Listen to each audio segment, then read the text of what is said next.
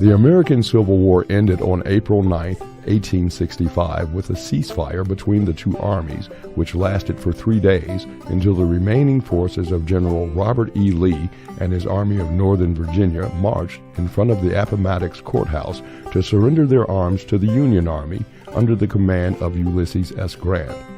The terms of the surrender were recorded in a handwritten document by Grant's adjutant, Ely S. Parker, a Native American of the Seneca tribe, which made Lee comment that it was good to have one real American here. Parker just as quickly replied, "Sir, we are all Americans."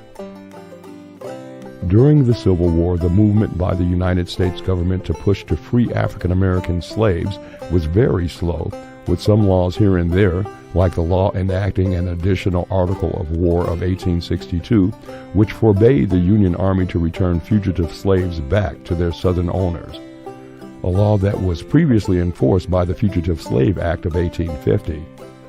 A few days after the anniversary of the first battle of the war, on April 16, 1862, slaves in the District of Columbia were freed and their owners were compensated. Later that summer, Congress abolished slavery in all current and future United States territories. However, this didn't include the slaves within the 20 states in the North. This prompted abolitionists to force President Abraham Lincoln and the rest of the government to act more aggressively against the Confederacy and for the millions of slaves still living in the South. Lincoln worked on the Emancipation Proclamation for months, finishing the draft on September 22, 1862. However, this new law that freed the slaves in the southern states wouldn't go officially into effect until 100 days later, on January 1st of the next year.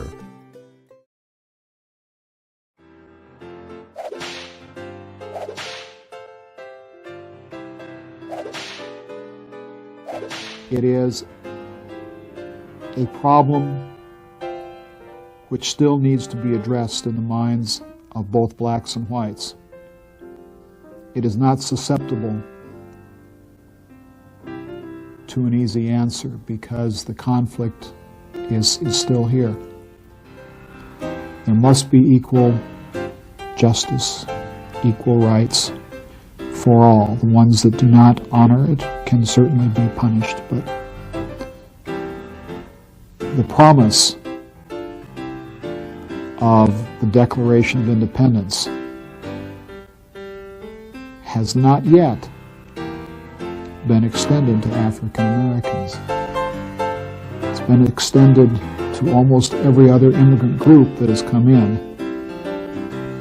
but the ones that we brought in, we have not.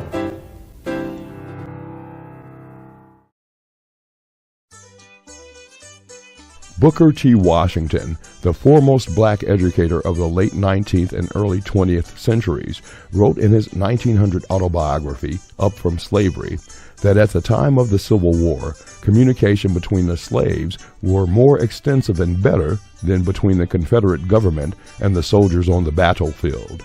So, common slaves on plantations knew about the aftermath of battles before the reports were brought to the attention of Jefferson Davis, the President of the Confederate States of America.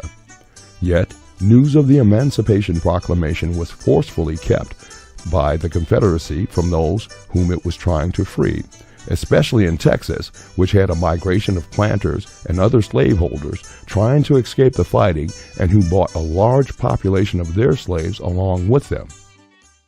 Well, can you remember when the war was going on? Of course I can. I sat on the fence at the time. Me, Cousin Lou, and Cousin Sally, and all of us. Our yard had white picket fence around. The road went right along by our house like the road goes along by my house. We stood on that picket fence all day long, seeing them soldiers going back to San Antonio and different places. They had to put in there, blow them bugles. Them horses was wheeling, dancing, all just like that. What do you know? Colored soldiers. Colored soldiers? Four colored soldiers in drove. For most of the war, Texas wasn't really a battleground, so the population grew to an estimated 250,000 enslaved people by 1865. News of the surrender of the South on April 9th didn't spread throughout Texas until late May.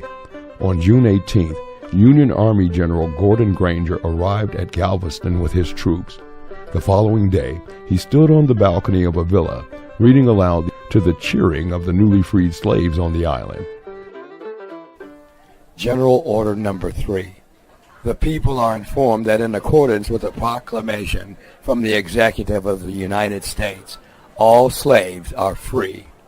This involves an absolute equality of personal rights and rights of property between former masters and slaves, and the connection heretofore existing between them becomes that between employer and hired labor. The freed are advised to remain at their present homes and work for wages. They are informed that they will not be allowed to collect at military posts, and that they will not be supported in idleness, either there or elsewhere.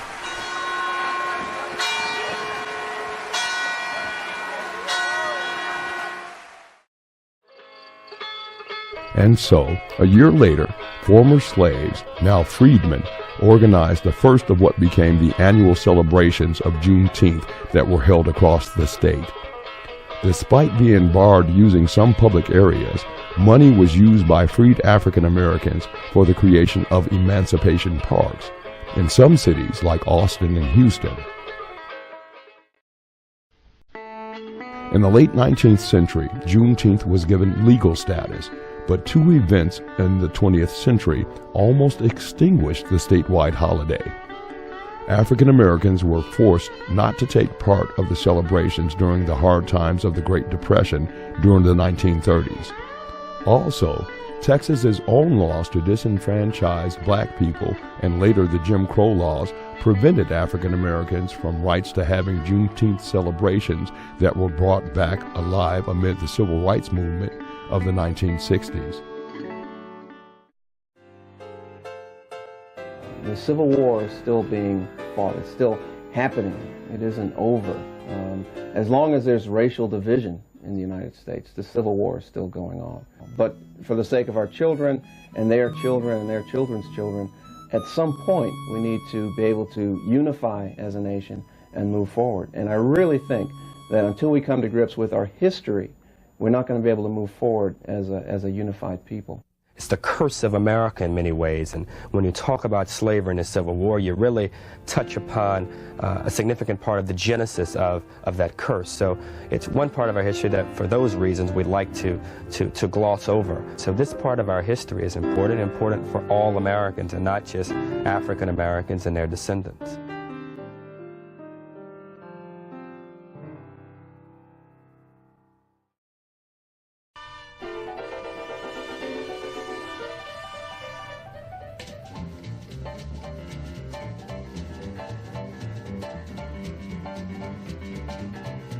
The second great migration of 5 million African Americans from the South to the North, Midwest, and West started at the beginning of World War II and continued up to the 1970s. The mass movement of rural migrants spread the word from Texas to the establishments of Juneteenth Day celebrations in cities including Flint, Michigan, Seattle, Washington, and cities in California like Los Angeles and Oakland.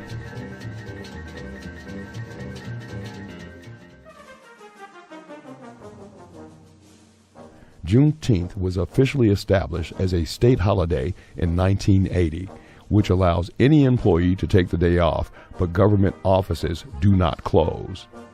In the late 1990s, a legislation to recognize Juneteenth Independence Day was passed by Congress. By the 21st century, 45 U.S. states have recognized Juneteenth as either a state holiday or a day of observance.